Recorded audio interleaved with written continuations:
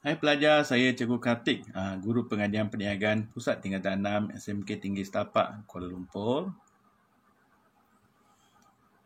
So, hari ini cikgu akan bincang satu lagi bahagian, iaitu berkaitan dengan bentuk-bentuk komunikasi. Setakat ini kita dah bincang dua bahagian, iaitu berkaitan dengan proses komunikasi dan juga alangan-alangan komunikasi. Masih ingat lagi tak? Elemen ada berapa? Elemen ada 6 kan? Pengantar, enkod, saluran, dekod, penerima dan maklum balas. Lepas tu bahagian kedua kita ada bincang alangan komunikasi ada 4 kan? Iaitu physical, psychological, sociological dan semantik. So kita pergi kepada bahagian yang ketiga iaitu bentuk-bentuk komunikasi. So bentuk komunikasi dalam organisasi ada 3. Iaitu menegak, mendata, melintang. So, silabus kata menerangkan. Jadi, kamu kena bagi contoh lah. So, boleh berlaku secara sehala atau duala. Sehala maksudnya tak ada maklum balas. Duala maksudnya ada maklum balas.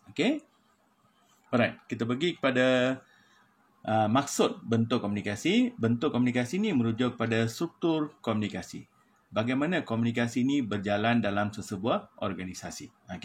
So, ada 3 bentuk iaitu menegak, mendata dan melintang. Ini fakta khusus ya, kena sebut dengan betul. Alright. Kalau kamu perhatikan gambar raja ni adalah contoh carta organisasi untuk sebuah syarikat. So, yang menegak ni kamu nampak dari pengarah urusan kepada pengurus pengeluaran.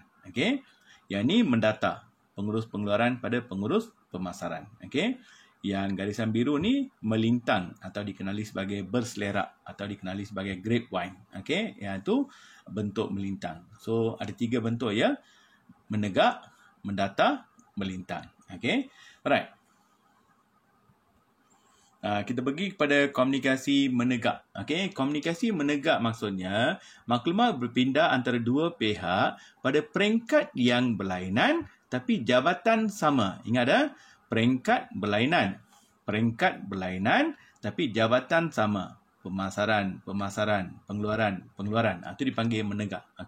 Peringkat lain, jabatan sama. Itu dipanggil menegak. Contohnya, pengurus pemasaran meminta penolong pengurus ni untuk mengantar laporan mingguan. Itu dipanggil komunikasi menegak. Ingat dah? Jabatan sama. Jabatan sama tapi peringkat berlainan. Itu dipanggil komunikasi menegak. Komunikasi menegak ni boleh berlaku dari atas ke bawah atau bawah ke atas. Kalau komunikasi menegak atas ke bawah. Ni atas ke bawah. Garisan putus-putusnya ini bawah ke atas. So, kenapa berlaku komunikasi menegak atas ke bawah? Maksudnya maklumat mengalir dari pengurus peringkat atasan kepada pengurus peringkat bawahan atau pekerja bawahan dalam sesuatu jabatan. Contoh, pengurus kewangan mengarahkan pegawai akaun sediakan laporan tentang jualan bulanan. Mungkin soalan tanya, kenapa? Apa tujuan atau apa kepentingan komunikasi menegak atas ke bawah? So, jawapannya, you can remember this lah. POMA, PAMO. So, PO, polisi. Terangkan polisi, prosedur, arahan. Itu tujuan pertama. Contohnya, pengurus kewangan menjelaskan prosedur, tuntutan perjalanan. Itu polisi. Atau prosedur. Yang kedua, MA refer to maklum balas. Menyampaikan maklum balas tentang hasil kerja pekerja bawaan. Kita perlukan komunikasi menegak atas ke bawah. Contohnya, kamu hantar laporan, pengurus besar kata, very good. Laporan yang baik. Baiki laporan. Itu maklum balas. Lepas tu, next one ialah berkaitan dengan prestasi. Menilai prestasi pekerja. Adakah pekerja ni buat kerja dengan betul atau tidak. Memberi arahan tugas. Pengurus atasan ni dia nak bagi arahan. Bagaimana nak buat kerja, apa yang perlu dibuat dan sebagainya. Memberi motivasi. Beri motivasi kepada pekerja untuk menjelaskan visi, misi, objektif. Semua ni rujuk pada tujuan komunikasi menegak dari atas ke bawah. Remember POMA, PAMO. Polisi. Maklum balas atau motivasi yang maklumat boleh, arahan. Lepas tu prestasi. MO ni refer to can be what they call misi objektif atau motivasi. Remember, at least 4 lah. 4 keyword penting. Komunikasi menegak bawa ke atas. Maksudnya maklumat mengalir dari mana? Pekerja bawahan kepada pengurusan peringkat atasan. Tapi jabatan sama. Itu menegak bawa ke atas. Contohnya, pegawai akaun menjawab email pengurus kewangan tentang prestasi jualan bulanan. Okey. So, kenapa berlaku komunikasi menegak bawa ke atas? Okey. Satu, orang bawah ni bagi idea atau cadangan. Okey. Meluahkan ketidakpuasan hati. Mungkin dia tak puas hati dengan arahan yang diberikan oleh pengurus atau prosedur yang ditetapkan oleh pengurus. So, dia menyatakan rasa tak puas. Okey. Membuat bantahan tentang suatu tindakan, okey, atau arahan yang diberikan oleh pengurus peringkat atasan. Rayuan, okey, buat rayuan, memberi maklum balas. So, singkatan dia kebi ramah. Okey. Ke refer to ketidakpuasan, B refer to bantahan, I refer to idea, R refer to rayuan, MA refer to maklum balas. Apa lempar pun cukuplah. Okey. Komunikasi menegak dari bawah ke atas. Okey.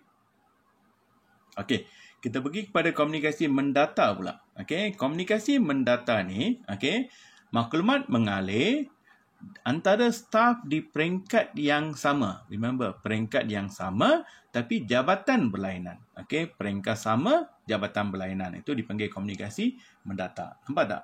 Pengurus pemasaran, pengurus pengeluaran. Jabatan berlainan tapi level dia sama. Okey, dua-dua peringkat dia sama. Pengurus pemasaran meminta pandangan daripada pengurus pengeluaran tentang reka bentuk produk baru. Itu dipanggil komunikasi mendata. Okey. Kenapa komunikasi mendata ni penting? Apa tujuan dia? Untuk menggalakkan koordinasi kerja. Okey. Koordinasi kerja antara pemasaran dengan pengeluaran. Okey.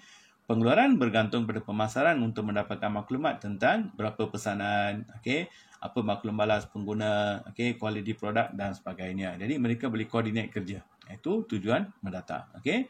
Untuk bantu menyelesaikan masalah. Jualan merosot. Kenapa? Kualiti produk rendah. Jadi kena rujuk pada pengeluaran, okey. Boleh kongsi maklumat dan mendapatkan sokongan. Maksum, okey. Masalah atau maklumat, okey.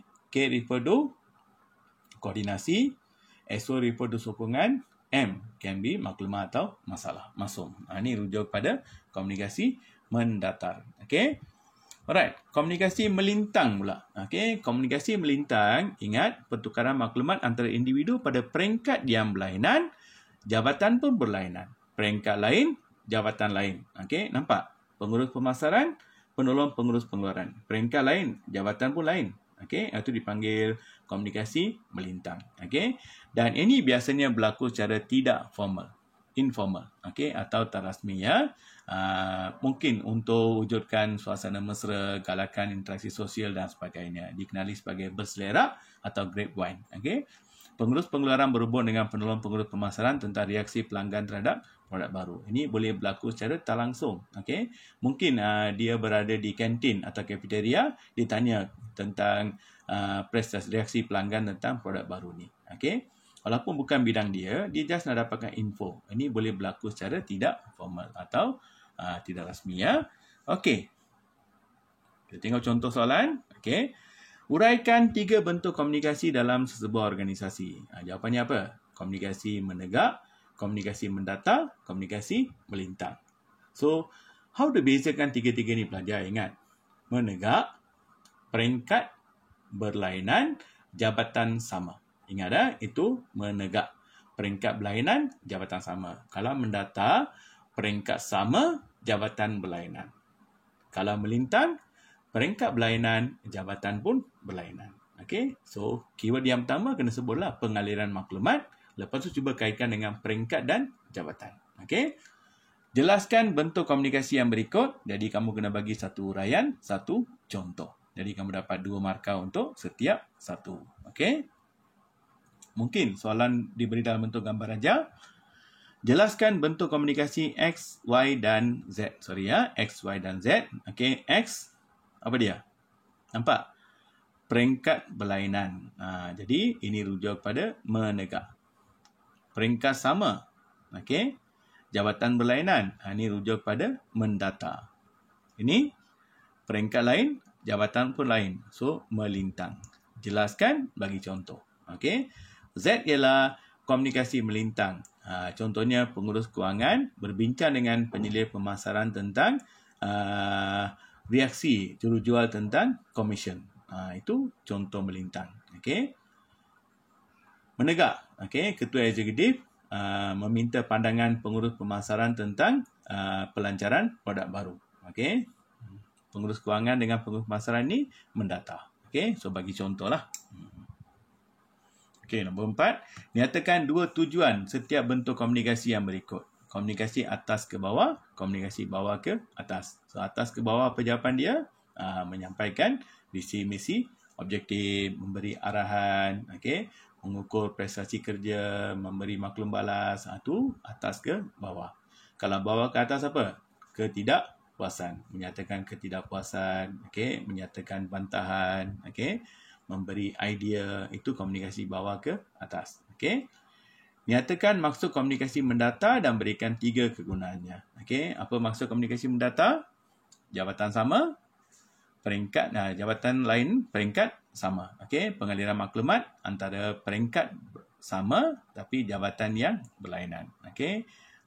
3 kegunaan iaitu koordinasi kerja. Okey, untuk perkongsian maklumat. Okey, koordinasi kerja, perkongsian maklumat, menyelesaikan masalah dan sebagainya. Okey. Okey pelajar, itu saja untuk bahagian ni. Jangan lupa subscribe, like dan share. Cikgu ucapkan selamat maju jaya dalam peperiksaan khususnya tajuk komunikasi nanti. Okey, bye.